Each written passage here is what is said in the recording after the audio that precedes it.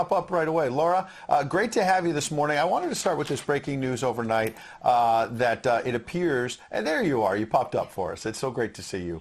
The Daily Mail has a very interesting story that's saying that Vladimir Putin essentially may be running out of bullets, that he might have a week and a half, 2 weeks max. He's losing warplanes, tanks, all the rest of it. He obviously went into this thinking he was going to bulldoze his way through Ukraine. He's obviously caused a lot of destruction. Don't want to minimize the fact there's over 2 million refugees. But this has not gone as well as Vladimir Putin expected. I don't buy it for a second, Ed, I'll be honest with you. I really think that there's so much misinformation. We've never really seen anything like it. I mean, I've been covering wars now for 35 years, and I have never seen people with their nails done in the Ukrainian flag, right? I mean, we're being corralled into this box where we either have to hate Vladimir Putin and believe everything evil that's said about him and love Ukraine, and there's no in between. And that reminds me a lot of, you're either, a white supremacist, or you go with the Democrat narrative on everything under the sun. So Vladimir Putin knew exactly what he was doing when he went into Ukraine. The Russian military isn't perfect. They, for example, I've spoken to multiple defense specialists and intelligence specialists from a Defense Intelligence Agency who've studied the Russian military for years. They do have a difficulty mounting complex air operations because they do very little training hours in comparison to, for example, the United States air assets, right, our fighter jet pilots. But Russia is not struggling. What Russia has done from the very beginning has been very strategic. They didn't go straight to Kiev. They went to all those bioweapons laboratories that are scattered all over the country. Some of them they built, so they know where they are. They've known where they are since the Soviet Union, because under the Defense Threat Reduction Program, we went in after the fall of the Soviet Union and supposedly turned those facilities from bioweapons labs into public health labs. Although, these days it's hard to believe anything that our leaders tell us, because they've lied about COVID, they lied about Russia collusion, they lied about the Ukraine impeachment trial, and there's so much more going on in Ukraine that nobody is talking about. You see such dishonesty when it comes to the history of Ukraine. You see dishonesty when it comes to the Azov Battalion, which is funded by the U.S. and NATO. I mean, you can find pictures of them online holding up the NATO flag and the swastika at the same time. Their own emblem contains the black sun of the occult, which was a Nazi SS emblem. And it also contains the sideways, lightning insignia of the SS. I mean, this is on throughout the Ukrainian military. You can see that black sun of the occult on their body armor, even on the female soldiers who are paraded in front of the world as being, such an example of Ukraine's independence and spirit and nobility. Even they are wearing the black sun of the occult. And, the White House wants you to believe, well, this doesn't matter, it's just a small number of troops. It's not true. The Azov Battalion has been murdering its way through eastern Ukraine. Yeah. We don't want to admit this. This was why Crimea voted for independence. This is why Crimea wanted to be with Russia. Because we in the media, in the Western media and in the West, won't acknowledge the reality of what's gone on. Western Ukraine backed the Nazis. It was a headquarters for the Nazi SS. The CIA under Allen Dulles actually gave immunity from prosecution to the Nazis of Ukraine from the Nuremberg trials. So there's a long history of the United States and our intelligence agencies funding and arming Nazis in Ukraine. These are not like new neo-Nazi groups that sprung up. These are the actual Nazis from the Second World War, who, if you go back to the Nuremberg trials, said that they were planning for a 1,000-year Reich. And so you have to really wonder, as you look at this, when you know that the CIA sponsored the color revolution in Ukraine in 2013 and 14, that they selected Ukraine's leaders, go to Victoria Nuland's leaked phone conversation where she and the U.S. ambassador are deciding who can lead Ukraine.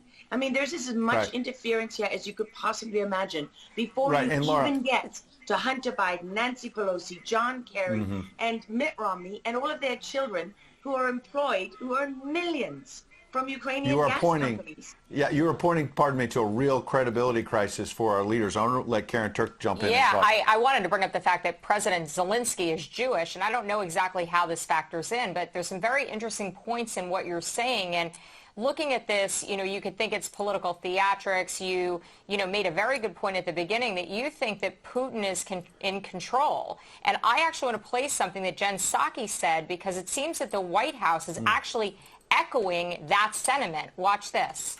Well, the end game is really a question for President Putin. We have completely crushed his economy. We have provided military assistance, humanitarian assistance to the Ukrainians, enabling them to fight back for far longer than the Russian leadership anticipated. And again, he has to determine what the path forward looks like for him. Thanks, everyone.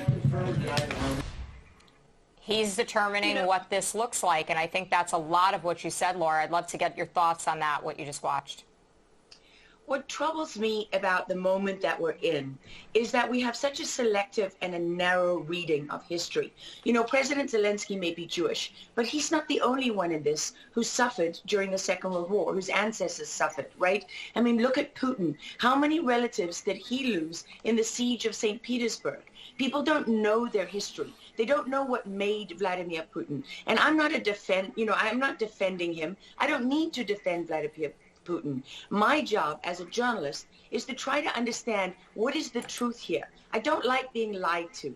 And we're being lied to on an epic scale. When we're told your only choice is you have to be 100% with Zelensky, who's a puppet, who you can find on the internet in black stilettos and leather pants, with shirtless, doing a spoof Dancing with the Stars kind of entertainment video that's a mock of a Ukrainian group that does this kind of satanic occult type of music video. And I mean, Zelensky was selected like so many of our leaders. And honestly, with big tech and with election fraud these days, we don't know how many leaders all around the world have been selected for us and weren't actually voted in. But what we do know is that there are increasing problems with technology and the digitization of our world. Because look at what's happening with COVID. Look at what has happened globally. We are fighting the same battles all over the world. To pretend that this war is about Russia and Ukraine is just a barefaced lie.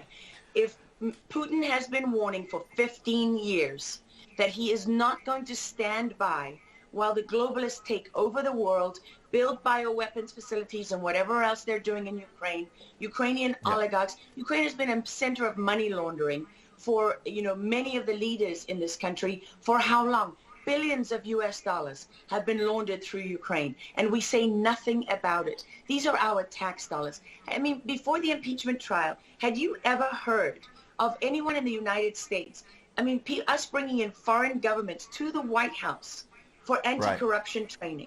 I mean, does nobody question these things? Why do we not question them? We have an idiot like Lieutenant Colonel Vindman who goes at the impeachment trial and sits there as a lieutenant colonel. He didn't even make colonel. And he's telling the President of the United States what his policy should be.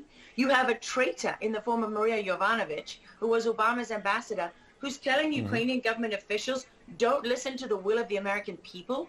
Don't listen to the election results. We are the true leaders of America. I mean, and then people object when the woman isn't even fired. She's given a cushy job for life at Georgetown University at the expense of the U.S. taxpayer.